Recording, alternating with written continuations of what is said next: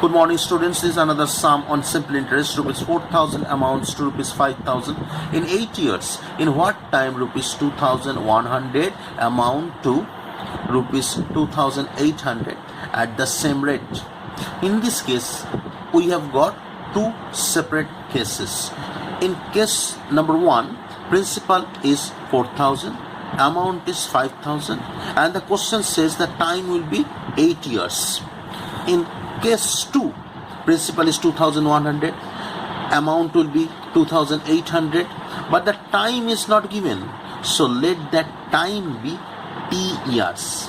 And the question says in both the cases the rate of interest will be same, but that rate of interest is not given. So let that rate of interest be R% per annum.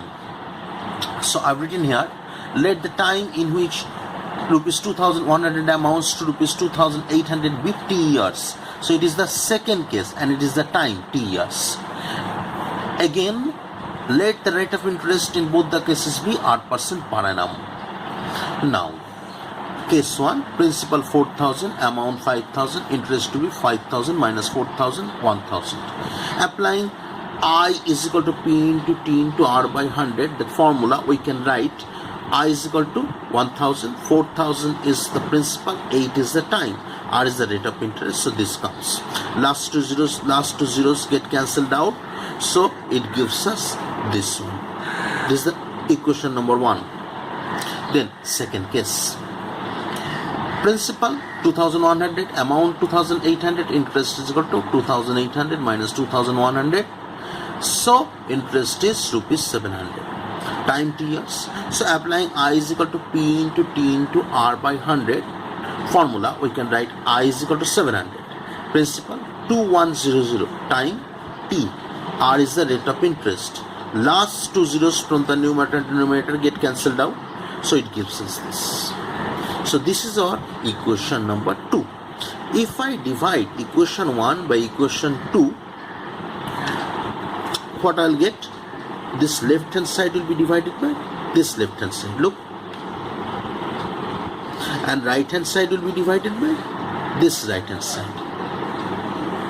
So here last two zeros and last two zeros get cancelled out. On the left hand side, numerator and denominator are get cancelled out. So ultimately after multiplying them crosswise we get this one. So T is equal to 40 into 8 into 7 by 21 into 10.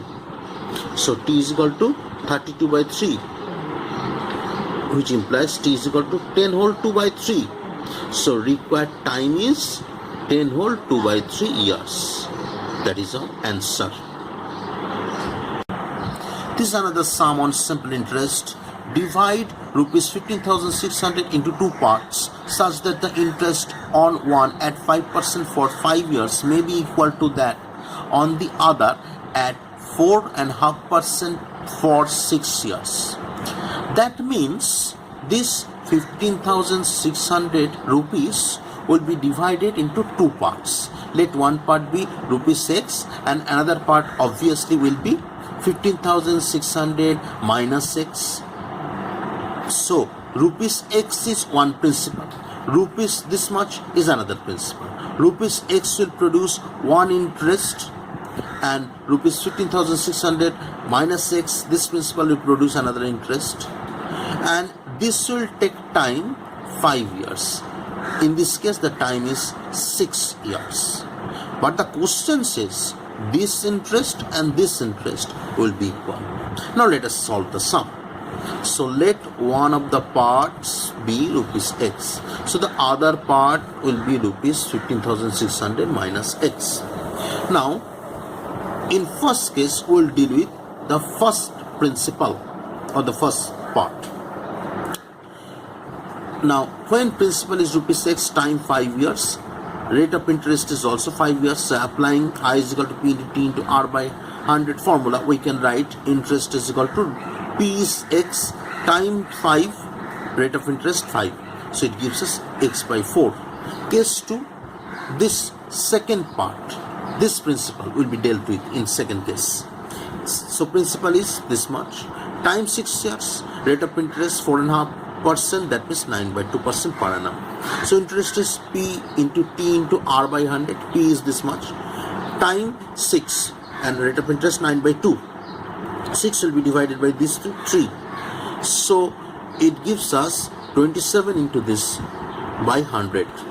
So but the sum says this interest and this interest are equal, so I've equated them and it gives us this equation. I have multiplied both the sides by 100, so this will be 100x by 4, and in this case numerator 100 and denominator 100 will be cancelled out, so this will come. After multiplying them crosswise, we get this 27 into this part, plus into minus, minus 27 into x, 27x. This 27x will go to the left hand side, so it will be plus 27x. So next step, it will give us 52x is equal to this much. So x is equal to 27 into 15,600 by 52, which gives us x is equal to 8,100. So the other part will be 15,600 minus 8,100, so rupees 7,500. So what are the two parts in which rupees 15,600 will be divided into? One part is this one 7,500 and the other part is this one 8,100. Okay.